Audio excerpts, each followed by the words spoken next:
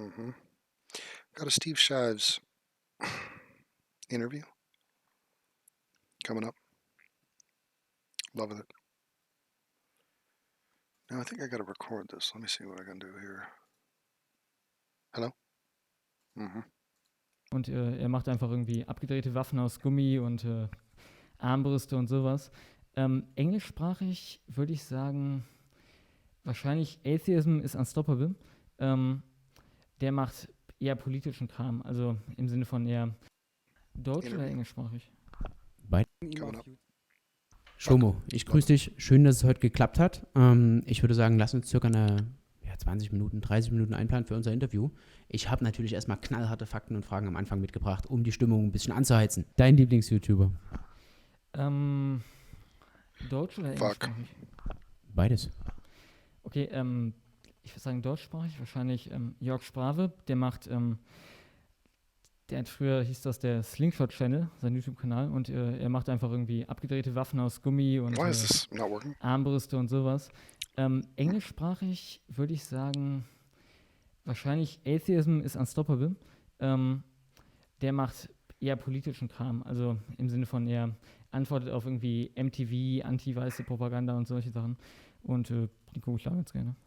Da muss ich auf jeden Fall mal reinschauen. Dein Lieblingssong aktuell? Politischen Kram, also im Sinne von er antwortet auf irgendwie MTV, anti-weiße Propaganda und solche Sachen. Und die gucke ich da ganz gerne. Da muss ich auf jeden Fall mal reinschauen. That's not a good translation. I know it isn't. So I won't be doing that. But I do need to incorporate it. So let's bring it in. And I'll ask the girlfriend later what the fuck he's talking about. And what is the name of it? I think it's this one.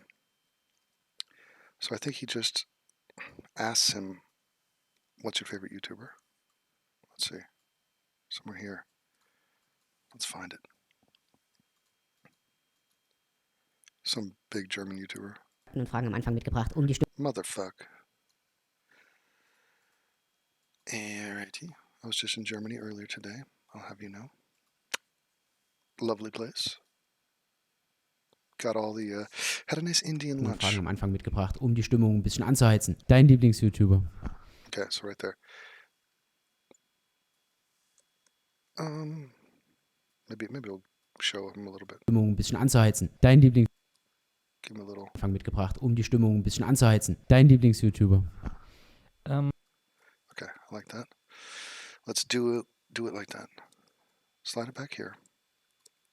And then I'll show you what we're doing. He talks for a bit about me. Let's see. Armbrüste und sowas. Englischsprachig würde ich sagen, wahrscheinlich Atheism is Unstoppable. Okay, so right there, we're coming in with womp womp womp womp.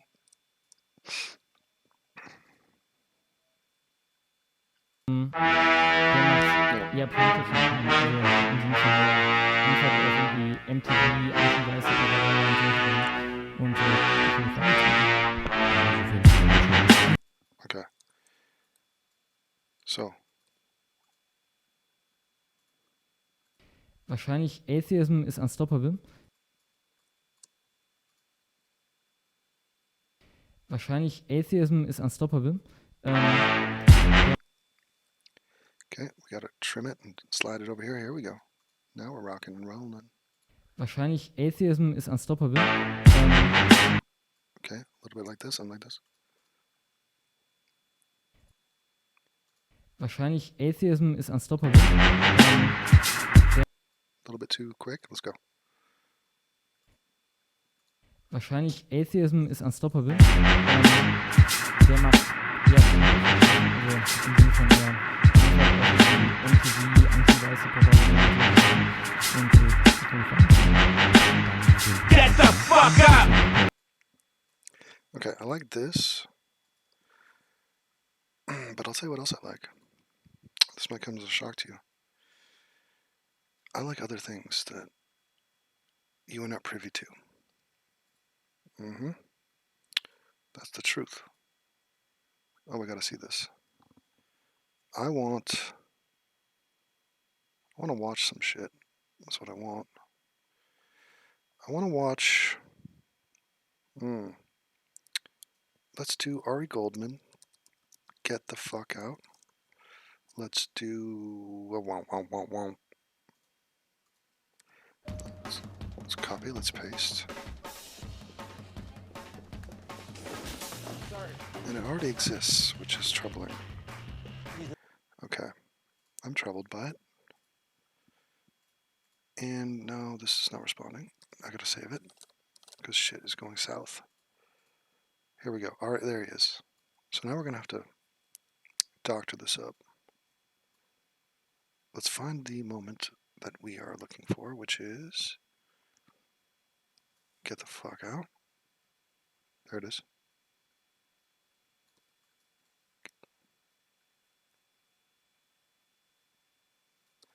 Save it. Come back. Slide it in. And yeah. I like that. Yeah, we can afford to even trim it a bit. Oh. Slide him over. There it is. Now it's going to be too slow, so we got to play it. Atheism is unstoppable. Der macht. Okay, so it's quiet as fuck, so we got to stereo mix that, and we got to max out on that. That's 400%. 400 percentile points, and we're going like this. And it's super soft. It's a really soft clip. If I quad that out, let's see. Get the fuck out! Okay. So, down. All right, so let's do the fuck. And let's try to do it like this.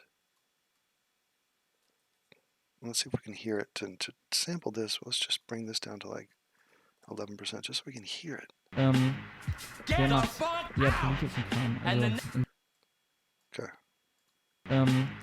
der macht ja politischen Kram. Also der macht ja politischen Kram.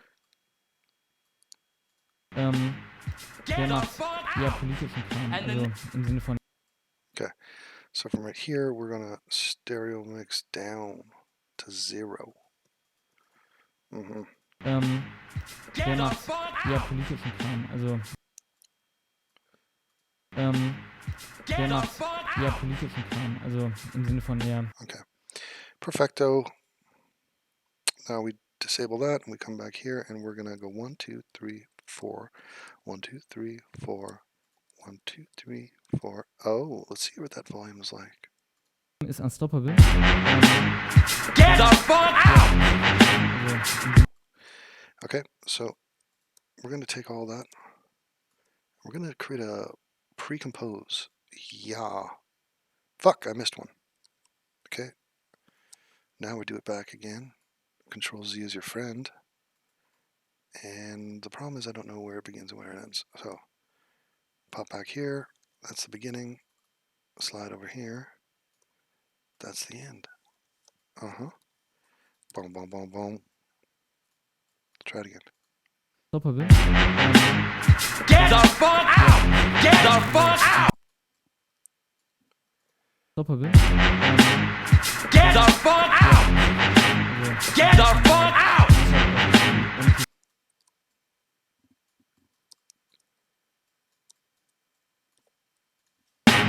Get the fuck out! Get the fuck out! Perfecto. Get the fuck out! Get the fuck!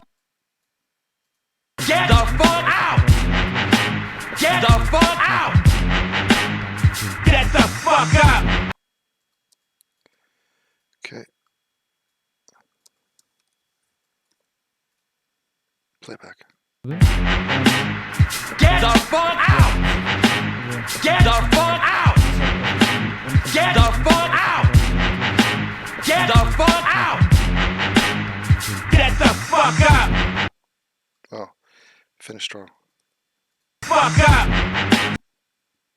There it is. Okay, so that's an intro. That's what you call an intro. Now we're sliding over to something about hoodies.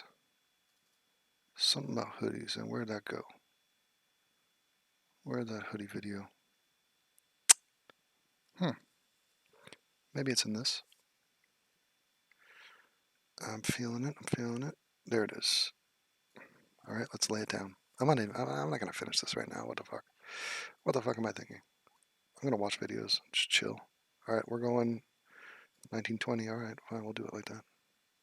Okay. So these men. What are we saying? Okay, chill.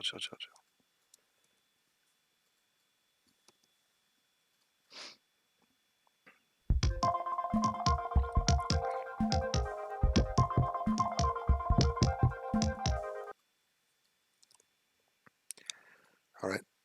What am I talking about? Oh, there's something wrong with our opinion about people who wear hoodies. So disregard the fact that dudes in hoodies pose a threat.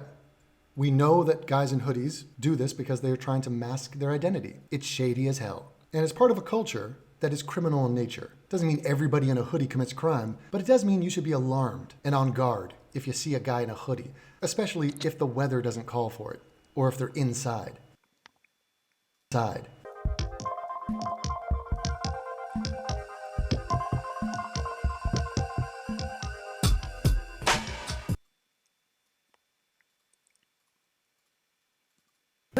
Well. So we have this activist, black guy from London, and he did something amazing. Catch this. Check this out. He took pictures of 56 black men wearing a hoodie.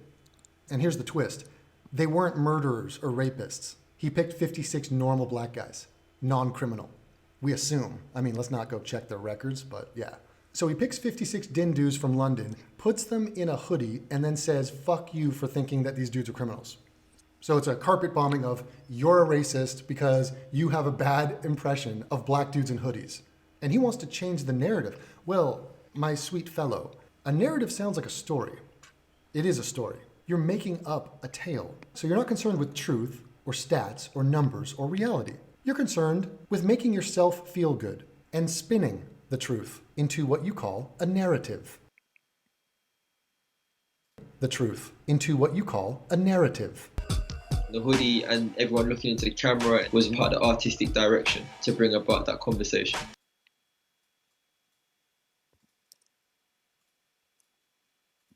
Yeah, really artistic. The guy took 56 pictures of dudes in a hoodie. Yeah, you're basically Rembrandt.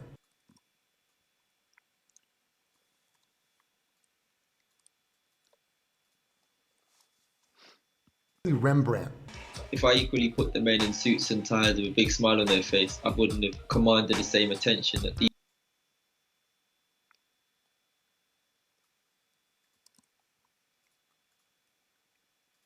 Because guys in suits tend to not be criminals and nobody cares. You understand that the problem is criminality? That's the issue. When you say commanding attention, people are only concerned if you are a threat to them. If you're a guy who has a job and a family and you're respectful, then we just say, okay, cool. There's no problem. There's no problem here. There does become a problem when our societies are eroded from within by large criminal elements. And when you talk about England or you talk about America, the black criminal problem in those countries is crazily disproportionate to every other group. And it's not about the hoodies that they wear, and it's not about stereotypes. It's about numbers and reality. It's about numbers and reality.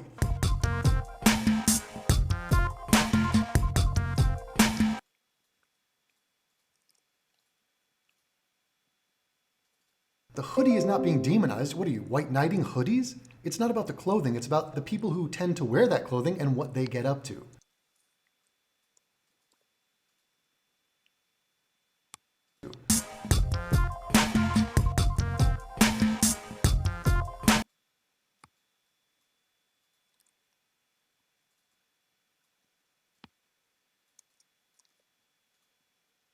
Yeah, that's a good idea.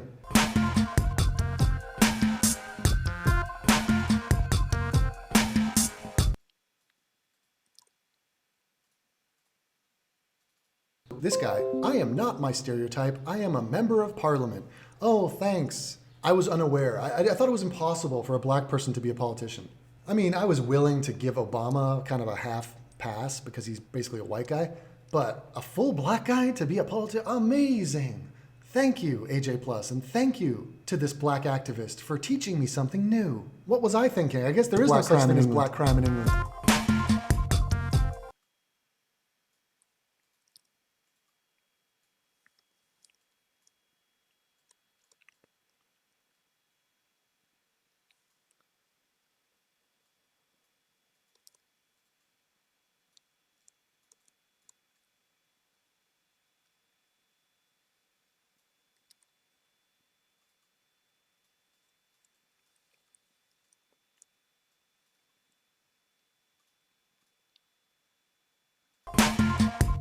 / drug dealers / gay. Oh, / you. Interesting. You bring up yourself. You're a photographer, and now you're talking about photographers. It's also funny that you're a black male and you make a video and your whole point in life is to promote black males. Oh, that's so big of you. Very noble. Everywhere I turned, it was about knife crime or gun crime or some type of violence. I started off in a bid to just spotlight the men myself because I guess the thinking was if the media is not going to do it, I'm just going to spotlight the men myself and create my own platform.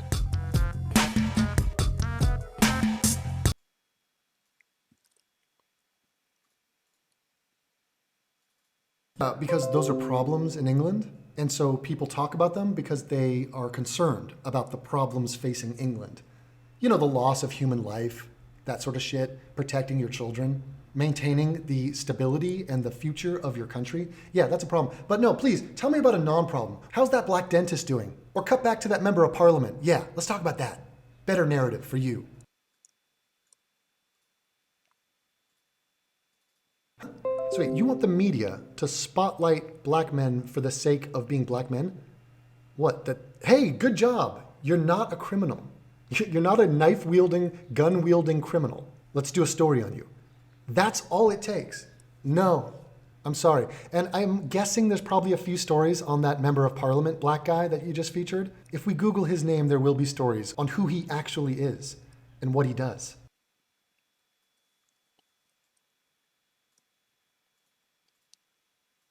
.4% of murder victims in London are black. What a fascinating stat for you to bring up. 44% of murder victims in London are black? Really? That's a problem. That should be lower, right? Because, I mean, London is not 44% black. In fact, London is 13% black. So how, someone out there tell me, how could it be that 44% of the victims of murder in London are black when they're only 13%? That gap must be racism. Surely. It's interesting that they literally focus on the non-problem. Talking about the race of the victim is not the issue. The issue is who is committing the crime. Do you want to talk about the racial demographics of who is committing the crime? Specifically, murder in London? It ain't Jack the Ripper, who was a white man. It's blacks, to the tune of 48%. So, they're 44% of the victims of murder, and they're 48% of the murder suspects. And they make up 13% of the population. Oh, white people are 24% of the murder suspects, and they're 60% of the population. Are you understanding these numbers? This is not a narrative. This is the cold, hard truth of what's happening in London. Have you been to London? I used to live there. My sister lives there. I visit there all the time. It ain't what it used to be, which is code for, you see this graph with the purple and the yellow? Looks like the color for the Lakers. It's bright and fanciful. Well, when you see this in the streets, it's fucked up. London is worse off because of these numbers. Let's take a gander. This is from the official government of the UK website, and these are arrests by ethnicity per 1,000 people. So out of 1,000 people, 12 white people are arrested. We're talking about 2016 to 2017. Here's a category, other including Chinese. So these are actual like Far East Asians and randos.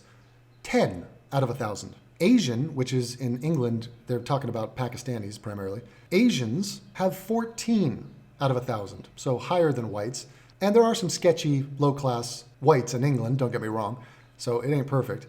Then you have the mixed group, and there's a lot of mixed people in England. We're talking about mix between white and black, primarily. And for the mixeds, it's 26 out of 1,000, over twice as much as white people, the mixeds.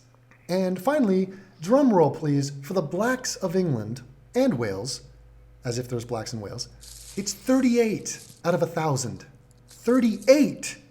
Over 3 times as much they're arrested. So it's not just murder, it's a bunch of crimes. It's the same in America, so don't tell me about the slavery. Is it slavery? Is that the reason that these dudes are doing that? Is that it? Is it white people? Is it institutional racism? How much longer can we go on ducking and hiding from these naked facts? It's easily accessible. Go research it yourself. It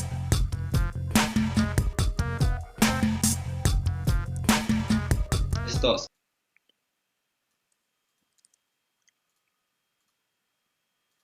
Wants the media to tell success stories? No. About what? Just the fact that you're not criminal? No, if you want a success story, do something. Be an athlete, be a scholar, be an artist, be a singer, be a doctor. And again, why do you need stories? Why do you want the world to praise you? Not you as an Englishman, you as a black person. That's what you want. Because your feelings are hurt. There is a deficiency within you. And you think the way to fix that is just happy talk from a news agency. Put something on TV that's positive about people that look like me. That's what you feel is beneficial to you. Well, that might be true. You might get a little boner hyping up people that look like you and your group. But it's pathetic and vain and selfish. And we're not going to waste time when we need to discuss problems and actual newsworthy events. And if you're going to be praising yourself just for the sake of circle jerking, and in so doing avoid the problems caused by people who look like you, that to me seems like a net negative. And I think people agree with me. Let's start spotlighting people whilst they're alive. Let's start spotlighting people when they've not been a victim of murder or they're killers.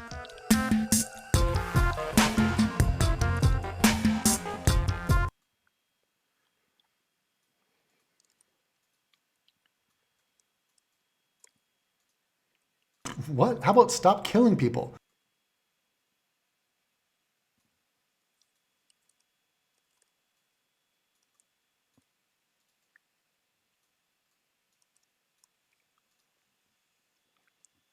What? How about stop killing people? If you stop killing people at the ridiculous rate in which you are doing it, maybe there'd be less victims of killing. Seems to make sense.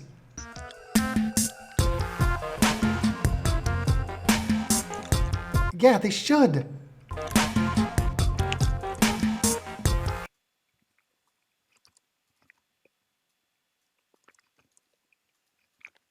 Of course! They're the ones killing everyone! The fuck?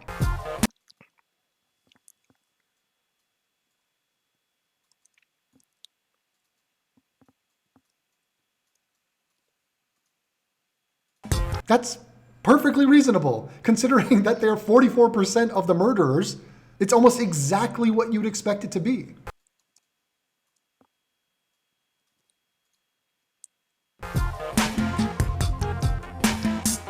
No black boy was born with a knife in his hand.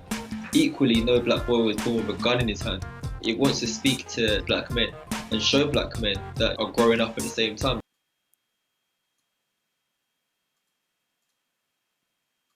Yeah, they go out and buy them, or steal them, or get them from their friends.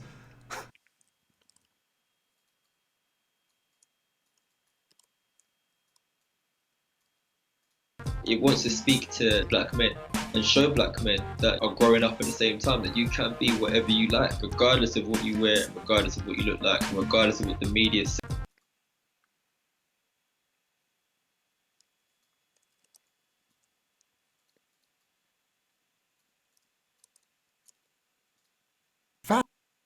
Fascinating point. Jesus Christ, somebody engraved that.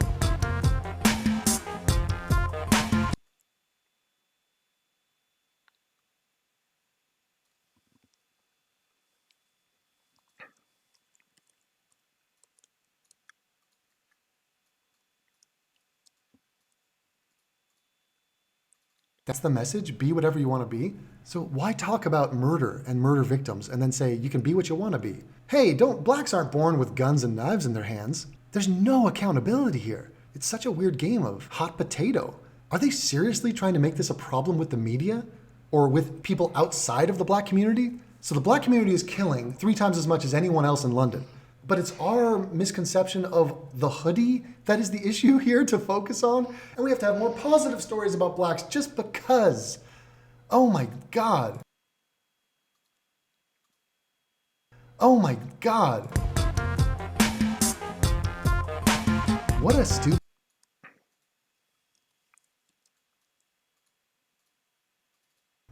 idea. And people buy into this because nobody wants to face the actual situation. The numbers don't lie. I mean, look, numbers can be distorted and people can, spin when it comes to stats. But like I say, do the research yourself. The situation with black people in crime is not limited to America. Are you kidding? I should do a special on crime in South Africa or crime in Jamaica.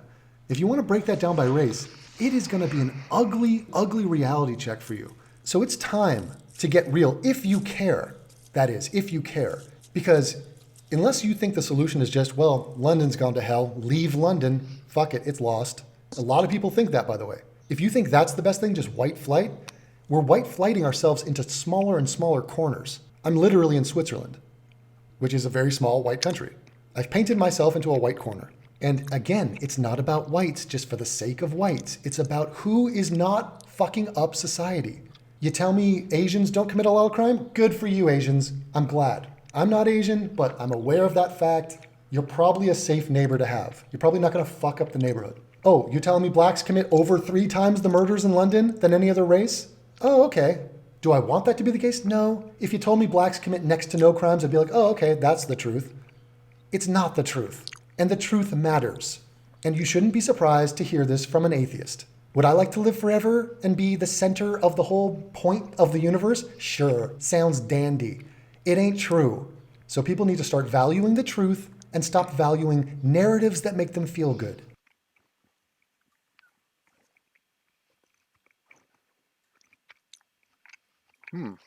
Outro? Perhaps. First, let me get some humor. The latest cast-off from The Bachelor Hanoi, fresh off his second meeting with North Korean leader Kim Jong-un. I don't see a rose. Does that mean no denuclearization? We didn't sign anything today. It didn't quite work out. Did you guys do it? I just don't think maybe either of us were ready. So does that mean we can expect a third date? We'll see what happens. Again, the relationship is very good. He likes me, I like him. Some people say, oh, you shouldn't like him. I said, why shouldn't I like him? Maybe because he's a deranged dictator who starves his people and executes members of his own family? But, we all have... My boyfriend doesn't put down the toilet seat. So. Men. Well, no, I just think he's, first of all... He's so good. He's a character. What's your response to critics who accuse you of consistently siding with foreign adversaries over your own intelligence officials? Why shouldn't I like him? I like him. Get along great. And what do you say to those who worry that your naivete and reckless behavior are jeopardizing national security and putting us all in grave danger? We'll see what happens. Again, the relationship is very good. You would think he'd obey when his own intel agencies tell him to watch out for Putin and Kim. He's a real personality, and he's very smart. He's sharp as you can be, and he's a real leader. But he's too egocentric to do what those men think is best for the country instead of for him. He likes me, I like him. Some people say, oh, you shouldn't like him. I said, why shouldn't I like him? Yet he's as obedient as a tiny pup.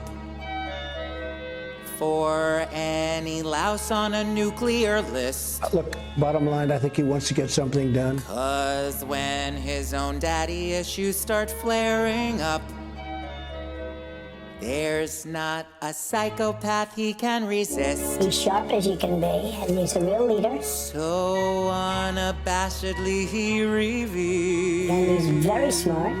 Those sad, lovely feelings he feels. He gets gets horny for absolute power. Treacherous goons put a gleam in his eye. His taste in men stinks, now he says that he thinks he's in love, and we're all gonna die. He goes mad for a mad, crazy tyrant who rapes and pillages, murders and lies. Merely faux pas he lets slide just because he's in love with these wonderful guys. Of a snitch under oath on a witch hunt or anyone who disagrees. He's a hater but ruthless dictator, sure make him go weak in the knees. He goes cuckoo for criminal con men, what they're all selling he's eager to buy. And while they play him, he's happy to say he's in love, he's in love, he's in love, he's in love, he's in love, and we're all gonna die. And then we fell in love. Okay? No, really. He wrote me beautiful letters. And they're great letters. Sure, it seems treasony, but can't you see he's in love with a wonderful guy?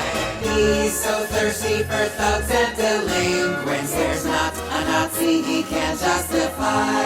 And he could cream from an evil regime. Sorry, kids, but we're all gonna die. Just kidding. He gets misty for misogynists. He gives dirtbags the credit they're due. At a summit, he plays it so dumb, it's no wonder they all love him too.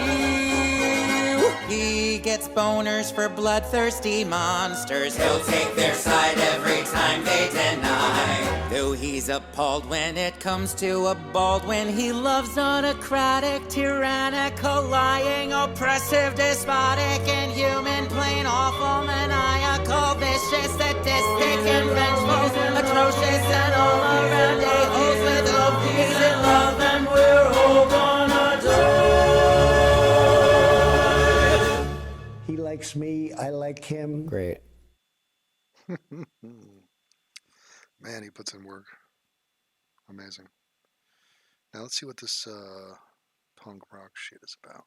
Jazeera, the chic oil chic billionaires in the Middle East have decided to spend some money brainwashing us into thinking that everything we do sucks.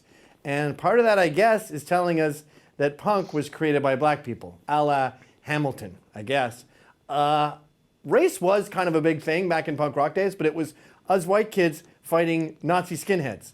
But as far as who was black in the music business, it never came up. I didn't know until maybe 2 years ago that Polly Styrene was black, the chick from X-Ray Specs, or Mick Jones was Jewish. I didn't know about that because you weren't identified by your race back then. But let's go back in time and make, oh, by the way, I know this dude. That's Sasha Jenkins. He used to do a great rap magazine called Ego Trip. And then they ended up just doing lists and stuff. He's a hustler. He's always been on the move in New York City, seeing what the hot thing is. I think he did The Whitest Rapper for VH1, produced that. I actually worked with him, I think, on a thing. Good guy. Terrible skin, by the way. But I think he saw this was the thing, and he goes, all right, I'm a punk now. And he just invents this band. This band doesn't exist. It's just him with a scarf on. In fact, he could be joking. I think this is a joke. All right, let's start it. Let's have an Arab. When you're black, you're punk rock all the time.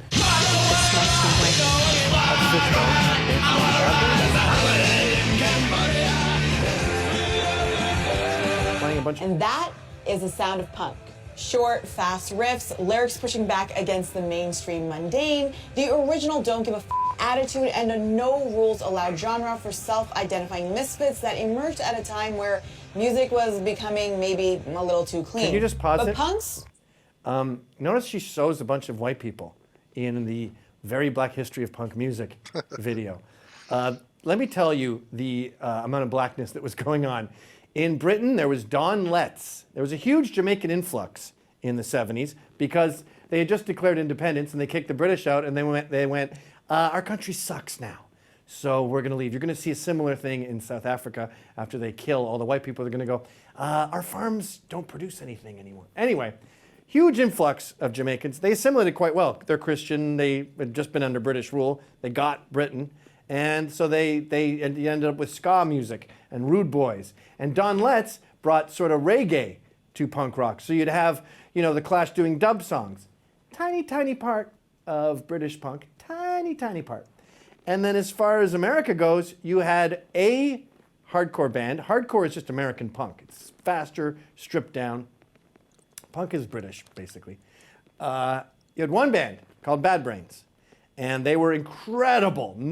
If you found someone that doesn't like Bad Brains, you'd put them in a museum at the Rock and Roll Hall of Fame as a freak, and they could ask questions. Like I went to the Guinness Book of World Records when I was a kid in Niagara Falls, and the fattest woman in the world was there.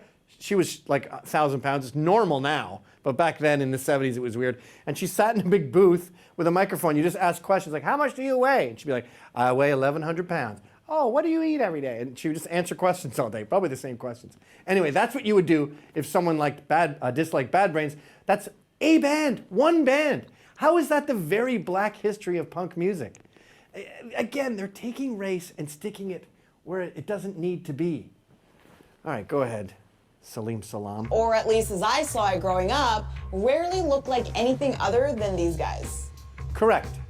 Hey guys, I'm Sana, this is AJ Plus, and Sana today we're going Saeed. to explore the very black history and present of punk music. They just keep showing Bad Brains again and again and again. Now, there was a decent amount of women who led the movement. Patti Smith, Joan Jett, Debbie Harry, and Susie Sue. Joan Jett and was they not all punk got rock. major recognition. But black or Latino or any other shade of punk? Not really. That doesn't Can you just sound pause weird it? if you've been taught the history of punk. How annoying are millennials? When it comes to any other shade of punk, not really. They have this sort of a weird facial, we're not going to do that. I think it might come from Disney sitcoms. If you ever watch sitcoms on Disney, they go very big, and they have to do a lot of, we're not going to do that. And it seems to be affecting the way they portray themselves when they become adults. This sound sucks, by the way. Okay, go ahead. Punk as something that emerged from the working class angst of young white English men. Think the Sex Pistols and the Clash. But it is weird when you dig a bit deeper into the history of punk and find that black and brown punks actually pioneered the movement. What? Now, the most popular black American punk band is probably Bad Brains. What did you say, the most popular punk band? But first, I want to talk about Death, the guys who helped pioneer That's punk false. without even trying or knowing. Oh, Death Death. was the three Hackney brothers from Detroit. Their music is what's been called proto-punk. Punk before we knew punk was punk. Isn't it amazing what an expert she is? Punk before there was punk. Okay, just pause it here. They found the one other hard rock black band. And again, Bad Brains were hardcore, not punk. Death were a hard rock band from Detroit that no one really knew about outside of their very small circle of friends. They did not influence punk in any way. They're an okay band. I listened to their album. Yeah, pretty good rock. But because they're black, everyone is freaking out, especially on the left. The New York Times had a big feature on them, and they made a documentary, and they got so much attention, they got back together and went, hi, we're Death. We're that band everyone is freaking out about. They're not even close to as good as Bad Brains, and they have absolutely nothing to do with punk rock. But they're black, so let's just cram them in to this ridiculous Arab propaganda. Go ahead.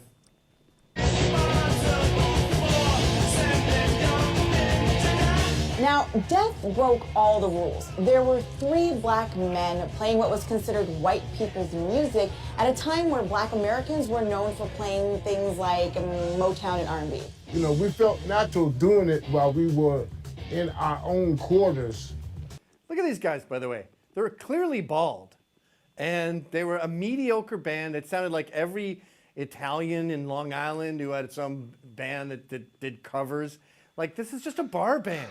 But because they're black, liberals have dug them up, and they go, oh, okay, I guess I'll put a hat on my bald spot. I'll cover my wrinkly eyes with sunglasses, and I guess I'll play some gigs to rich white people who are all of a sudden super into us. It's insane. This is nothing to do with punk whatsoever. This is an 80s rock band inspired by, 70s and 80s rock band inspired by 70s hard rock. It's not the very black history of punk music. you incompetents. I should go tell the oil sheiks who are paying you how bad you are at your job. Okay, go ahead. But playing it out means that you had to answer so many questions. Yeah, we totally spoke to death. Now, the Hackney brothers did start off by playing like R&B. In fact, their band was originally called Rock Fire Funk Express. But by 1973, they started playing rock and roll. But we were just playing hard driving rock and roll, man. We were just really trying to be like the groups of the day that we love, like the MC5. Just pause it for a second. MC5, kick out the jams, da-na-na-na-na, rock bands. So they are sitting here telling AJ Plus, hey, we're not part of the history of punk. We were like hard rock, funk, sort of glam kind of guys, you know, bell bottoms, platform shoes. And by the way, speaking of Bad Brains, they were the same way. They were a rock band, and they went, punk's really big. Let's try doing punk. And then they did punk, and then punk died. And they went, all right, let's try hardcore. And then they became a hardcore band. They were just musicians trying to pay the bills. Punk was already well on its way when Bad Brains showed up. But go ahead. And stop talking to this rock band, please. It's embarrassing. Alice Cooper and all those great rock and roll Alice bands Cooper. in the 70s. We were really, you know, just kind of, you know, springboarding off of the sound that they was laying down. But we were just So we doing it didn't harder, influence faster, anyone. and louder. We were Despite their raw sound and unique and intimidating name, which by the way was totally ahead of its time, they didn't last long as a band. They just didn't get the distribution that they needed, with some record labels worried about how to market their name and their sound. And so Death kind of disbanded, but the brothers continued making music. And it was only 30 Why are we years hearing later, about in this? 2008, that Death was rediscovered and thrown onto people's radar. Now, even though Death didn't go mainstream, their music was known underground and by the most diehard punk fans, meaning they had influence. There really was no scene or community Who the or hell's Greg culture Tate? to embrace them. It's only kind of in retrospect Why do you guys that want people have my realized, history? like, wow, these guys. What is are with this making obsession punk with rock saying, out of their taking own something? inner Like they, have you seen this compulsions propaganda that and Bach Now, was while black? Death is a pioneering band in punk history, they actually don't necessarily see what they were doing at the time as punk. In fact, just plain old rock and roll. We've never really considered ourselves a punk band. Exactly. I don't consider a Back punk then, band if you either. called Let's somebody move a on. punk, you know, you got into a fight. We were playing what we conceived. That's true. It's interesting. Let's see. Moped gangs of New York, or sorry, London. London knife crime epidemic exposed. This is like. When you have people like this, is you need to get firm and you need to get tough. And the problem with our country is that we have a whole bunch of pussy politicians. Seems to be knows what he's talking about there. Footage. No, I ain't got shit to prove, but most time I'm OT trap. Me on my feet, like.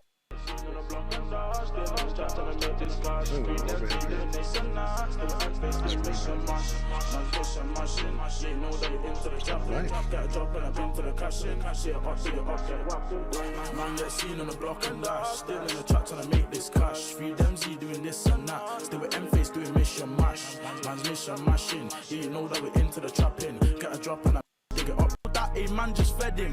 And 80 keep on smashing guys. Soon gonna have to wear him wellies. Slip, slip, slip, get he doing mission.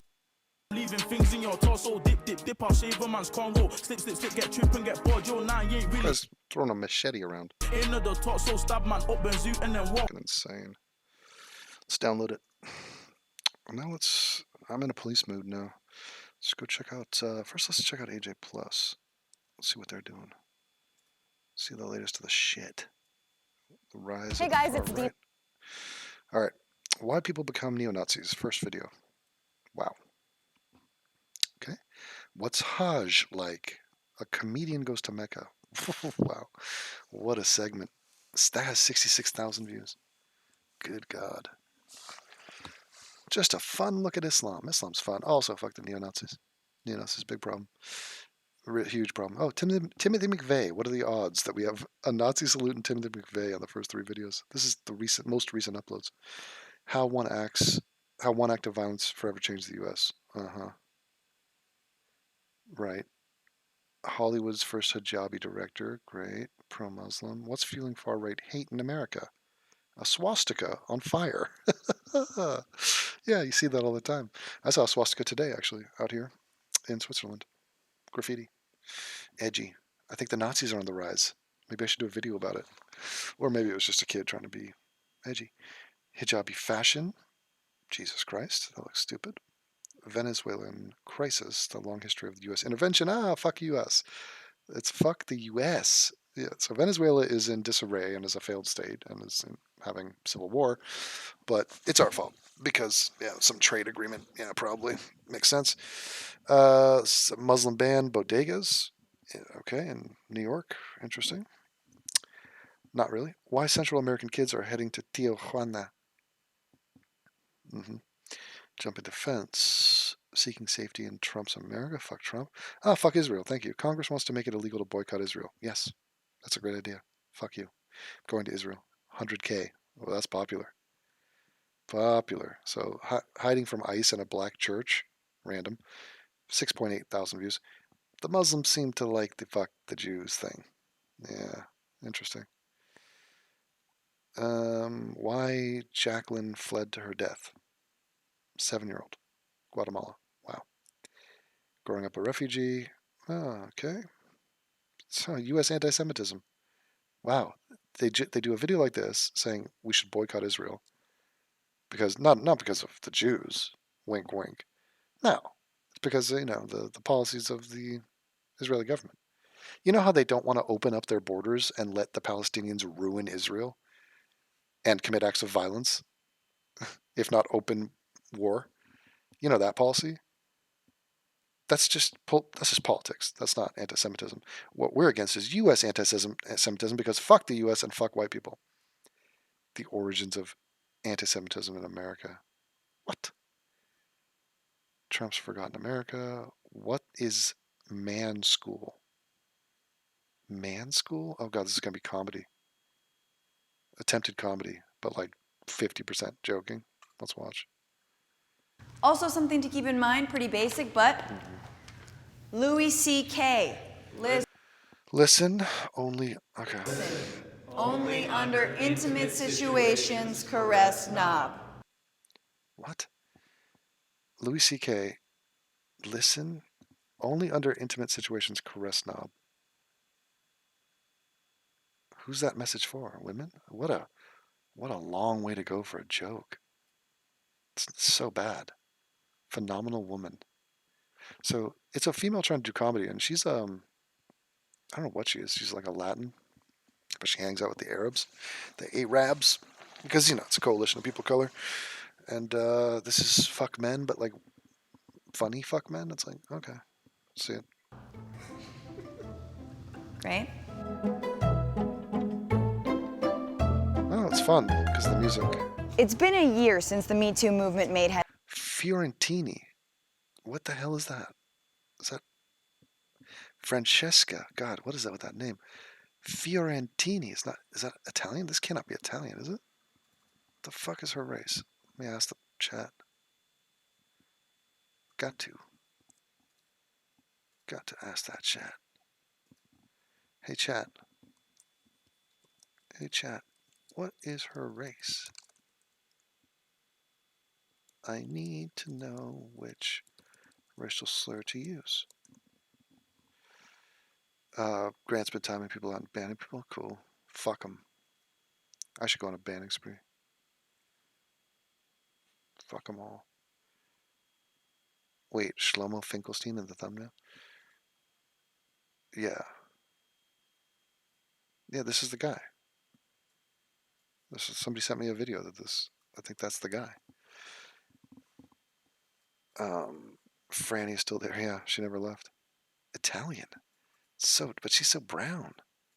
Ugh. Sicilian? Marina would know. I don't know. It's weird. He says Italian? Based on what? I think it's a stage name. I'm ashamed. I'm not even Italian. I'm not even close to being Italian, but I'm ashamed. All right.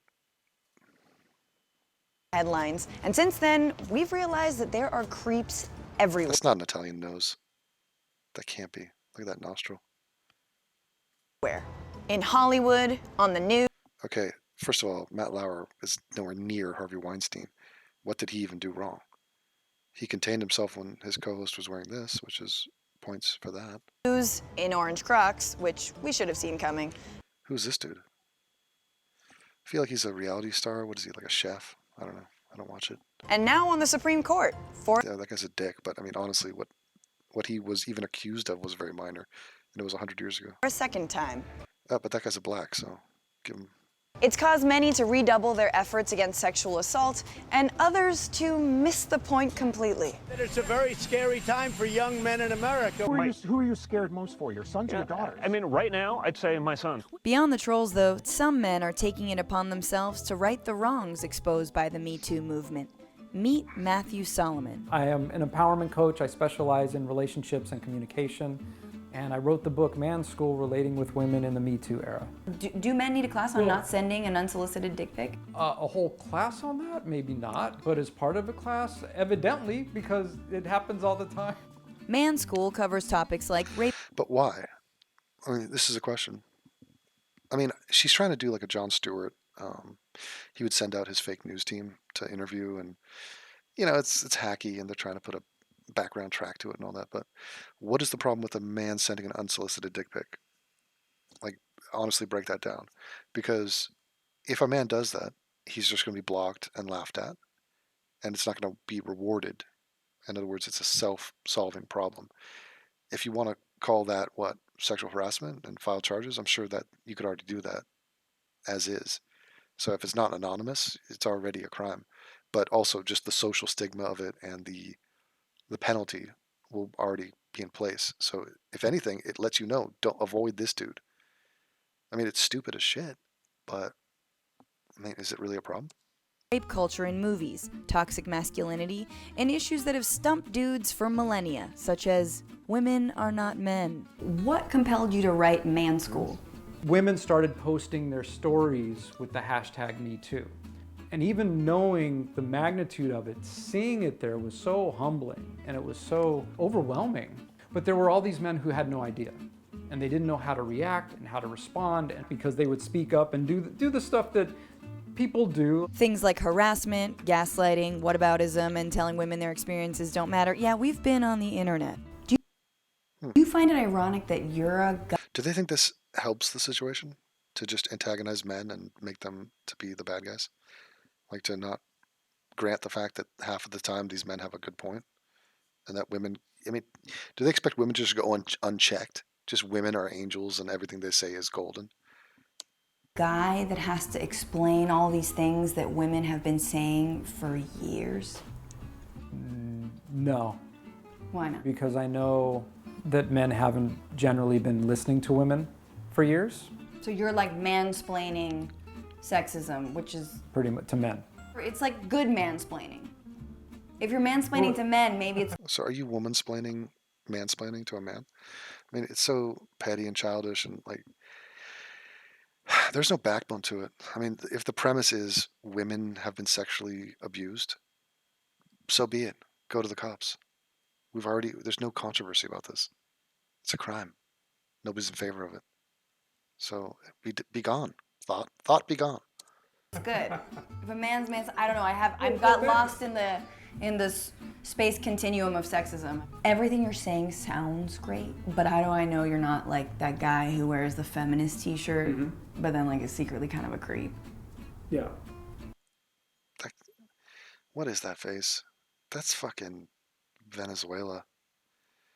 That's Bolivia. No, she's too tall for Bolivia.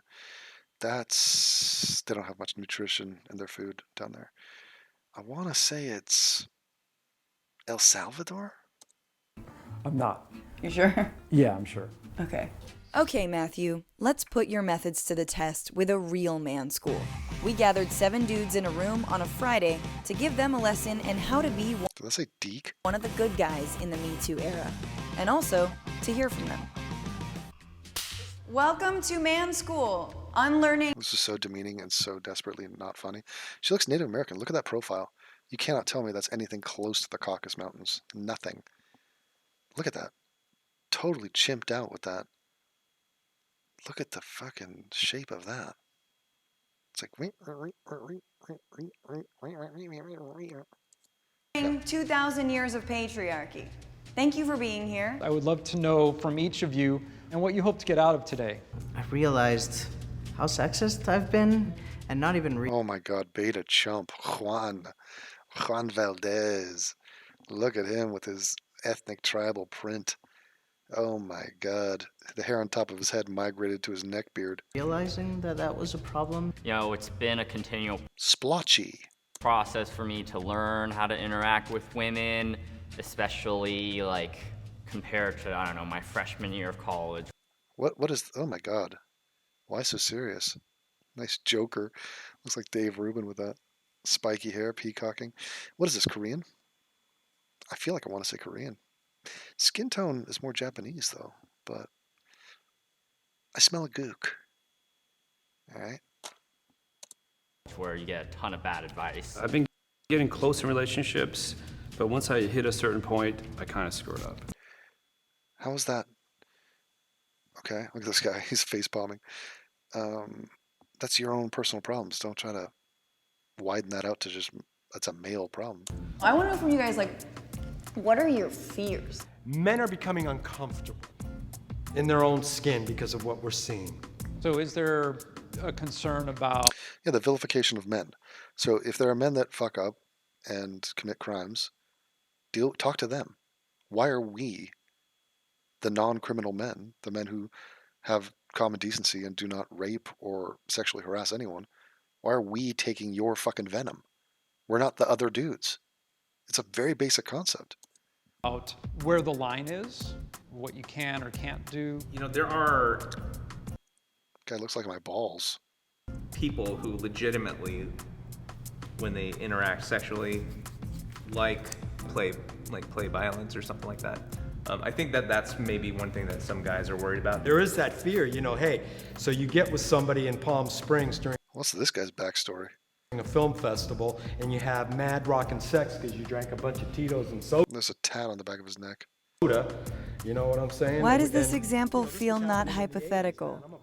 That's okay, they're sharing. Why isn't there like a consent app where like people could sign in and you just like yes or no, you know? I think that would be I bet there is a consent app. I bet that exists. But my understanding is that consent has to be a I had sex this afternoon. I didn't ask for consent. You know? My logic is if my penis fits inside, that is consent. I call it Lego. The consent of the Lego. If it snaps in and it fits, it was meant to be. I don't know if that's going to have any traction, but you tell me. continual thing. So like even if you hit yes, I'm down right now, you have the right to change your mind unless That guy's so beta chumped out. It's crazy. Look at this guy. His face is so flat. Did he get hit in the face with a flat iron? Unreal. the app is constantly sending you notifications of re-up the consent. Oh my God, they're pitching an app. Triggered. So let me ask you this. What are some of the things that you as men do to ensure your safety on a daily basis? I film everything, man. I record all conversations. I try to have different passwords for all of my websites. Okay. So in regards to personal safety, women have shared 34 things that they do on a daily basis. Want me to read these? Yeah. Okay, so they're acting like this is a shocking thing that women have to be more concerned about their personal safety than men. I mean, you know, why is that shocking? We're aware of that. We've structured our society to protect them because we know that men are the problem. I mean, it's just so weird. The whole concept of alienating the men who already understand this by pretending like we're lumped in with the guys who don't. So weird. Who do you think made the laws against all sexual harassment or rape or all that shit? 34 things in, this is... For their personal safety. Walk with our keys grasped between our fingers in case we need to use them. Yeah, and this is a variable that's based on where you are. I've been in sketchy ass neighborhoods where I'm a man and I had to, consider my safety. So, ask this to a prisoner day one of his prison sentence in Rikers. He's going to have some safety considerations when he's taking a shower, let alone going to get lunch or, working out in the quad. as a weapon. Never leave a drink unattended at a party. Run across the street when we see men who look like they might be drunk. Yeah, we avoid men who are drunk. I mean, that's not different.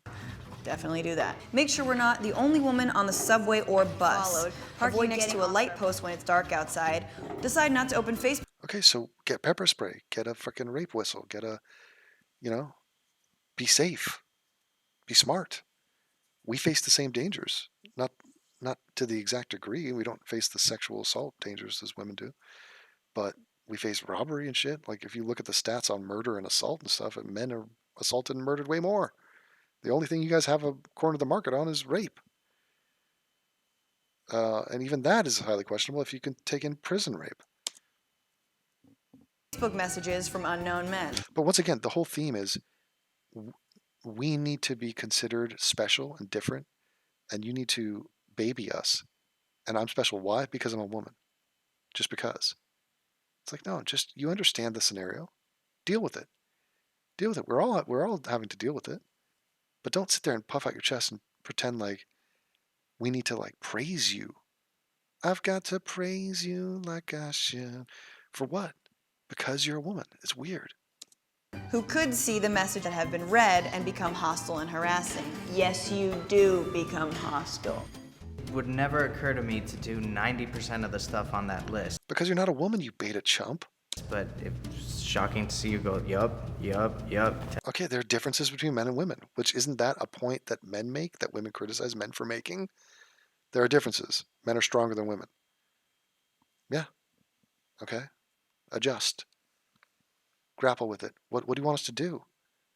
Take self-defense courses. I mean, Jesus, do whatever you gotta do. To everyone you recognized. Well, there's some ones that I kind of have questions about details on. Like, for example, if you do happen to be walking behind a woman at night, is it better to speed up and pass? Dude, nobody's worried about you walking behind them. Or to slow down to build distance? I mean, what about bells? Oh God, that was a joke. Could also work. We have whistles, you have bells. Well, just a very merry sidewalk. What else can we do to make women feel safe? Use our male privilege to call out problematic males. Oh God, the beta chump is so... Juan Valdez is just on board. This guy is like a potential Steve Shives fan. Call out problematic males. So does he really think that we're going to better our world by problematic males watching this video? Do you think a problematic male has watched 5-6 minutes of this video? Do you think that's going to change them? This is human nature. It's within the nature of men. Sexual desire, aggression, testosterone. You're not going to man school that out of them. I mean, we've known this forever. Why do you think we have laws and, we try to dissuade them from like, oh, okay, you can do that, but you're going to fuck your life. Go out and affirmatively express your support when there's an issue. Look at Captain Dickhead here. That's being discussed that's of importance to women. Some orange-haired knucklehead a couple weeks ago said it's a rough time for young men in this country. We need to be held accountable. We need to educate ourselves. We need to educate. Why can't it be a rough time for young men and women? Why is it a competition? And first of all, if you want to look at suicide stats or depression stats, it is a rough time for men. If they're going to fucking Muppet like Kermit the Frog, clean your room type people, gurus, half-ass bullshit artists, grifters like Jordan Peterson, yeah, there's some men out there who are desperate and have no fucking idea what they're doing. People come to me for advice. Who am I? Well, I'm an amazing person, so that's a good point. That's the first smart thing they've done. Educate our young sons. Her experience is her experience. The thing that she's telling you is a lie. That's what happened. So no, what? Nice skepticism. So in other words, is helpful acronym BRA. Believe rape account. Believe rape account homie. Why? What a dangerous precedent that is. This is so stupid. Who would actually abide by that? Bruh. Girlfriend's home, I gotta go. Girlfriend's home. Girlfriend's home, gotta go. Holy shit. I'm gonna privatize this video ASAP. Girlfriend, are you home? Please don't emasculate me in front of my audience. Did you have fun with your boyfriend? Did you have fun on your dinner date with your boyfriend? Did he allow me to have sloppy seconds? Oh, Jesus. Wow, your appetite knows no end. All right, I'm going to shut these people off because it's an act of insanity and vanity from me that I even streamed this in the first place. And I've been recording this whole time. Jesus.